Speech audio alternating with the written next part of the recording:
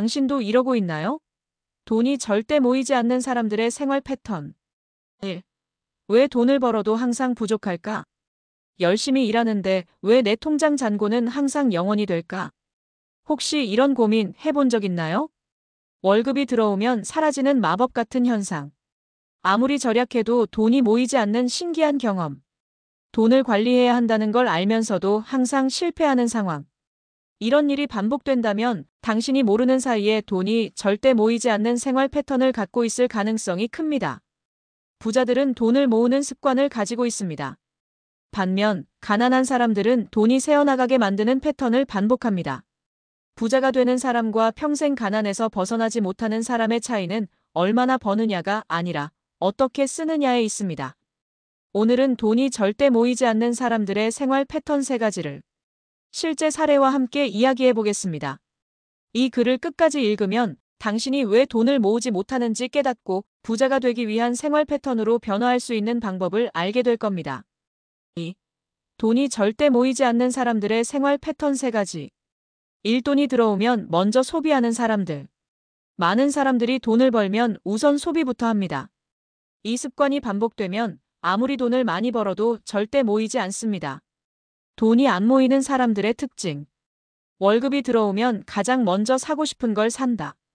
이번 달은 힘들었으니까 나한테 선물 하나 줘야지. 쇼핑, 외식, 유흥, 취미에 돈을 다 써버리고 남은 돈을 모으려고 한다. 결국 남는 돈이 없고 매달 월급날만 기다리는 생활을 반복한다. 돈이 모이는 사람들의 특징. 월급이 들어오면 먼저 저축과 투자부터 한다. 소비는 남은 돈으로 해야 한다는 원칙을 지킨다. 사고 싶은 게 있어도 한 달 동안 고민한 후에 결정한다.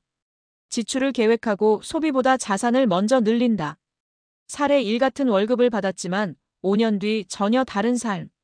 어와 B는 같은 직장에서 같은 월급을 받았습니다. 어는 월급이 들어오면 맛집에서 외식하고 쇼핑을 하고 돈이 부족하면 신용카드를 썼습니다. B는 월급이 들어오면 가장 먼저 30%를 저축하고 투자에 돈을 배분했습니다. 5년 후, 어는 여전히 월급날만 기다리는 삶을 살고 있었고 B는 투자한 돈이 불어나 자산을 2배 이상 늘린 상태였습니다. 돈을 모으려면 소비보다 저축과 투자를 먼저 하라. 이 고정 지출이 너무 많아 돈이 새는 사람들. 많은 사람들이 고정 지출이란 개념을 제대로 이해하지 못합니다. 그 결과 매달 돈이 새어나가고 있다는 사실을 깨닫지 못하죠. 돈이 안 모이는 사람들의 특징. 필요하지 않은 구독 서비스 넷플릭스, 유료 앱 등을 여러 개 유지한다. 월세, 자동차 할부, 카드 할부 등 고정 지출이 많다. 돈이 생기면 보험, 멤버십, 대출 등을 추가로 가입한다. 매달 나가는 돈이 많아서 결국 저축할 여유가 없다. 돈이 모이는 사람들의 특징. 고정 지출을 최소화하고 꼭 필요한 것만 유지한다. 집, 자동차, 보험, 구독 서비스를 신중하게 선택한다. 돈이 들어오면 먼저 고정 지출을 줄일 방법을 고민한다. 고정 지출을 줄이는 것이 돈을 모으는 첫걸음이라는 걸 안다. 사례 2. 고정 지출을 줄인 후 부자가 된 남자. 씨는 매달 월세, 자동차 할부금, 헬스장 VIP 멤버십, 유료 앱, 카드 할부 등으로 200만 원을 지출하고 있었습니다. 그는 늘 왜 돈이 모이지 않을까? 고민했지만 매달 빠져나가는 돈이 많다는 걸 깨닫지 못했습니다. 그런데 어느 날 한 금융 강의를 듣고 나서 그는 결심했습니다. 필요 없는 구독 서비스 해지. 자동차 할부 정리 후 중고차로 변경. 월세 부담을 줄이기 위해 작은 집으로 이사. 이렇게 고정 지출을 줄이자 매달 저축할 수 있는 돈이 100만 원 이상 생겼고 3년 만에 모은 돈으로 투자할 기회를 잡아 자산을 늘릴 수 있었습니다. 돈이 새는 걸 막아야 돈이 모인다. 고정 지출을 줄여라. 산빚으로 생활을 유지하는 사람들. 부자들은 빚을 이용해서 자산을 불리지만 가난한 사람들은 빚을 이용해서 소비합니다.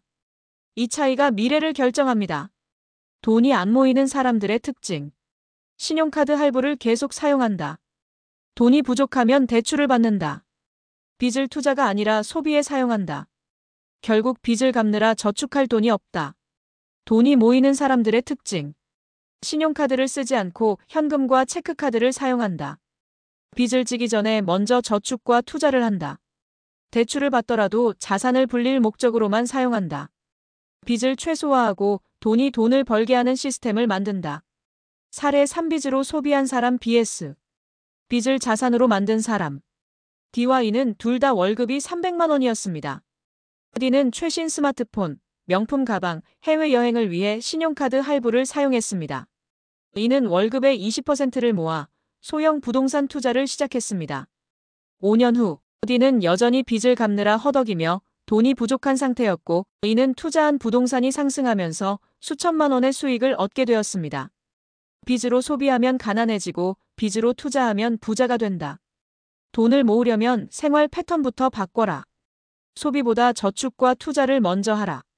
불필요한 고정 지출을 줄여라. 빚으로 소비하지 말고 자산을 불려라. 지금부터라도 생활 패턴을 바꾸세요. 그 작은 변화가 당신을 부자로 만들어줄 것입니다.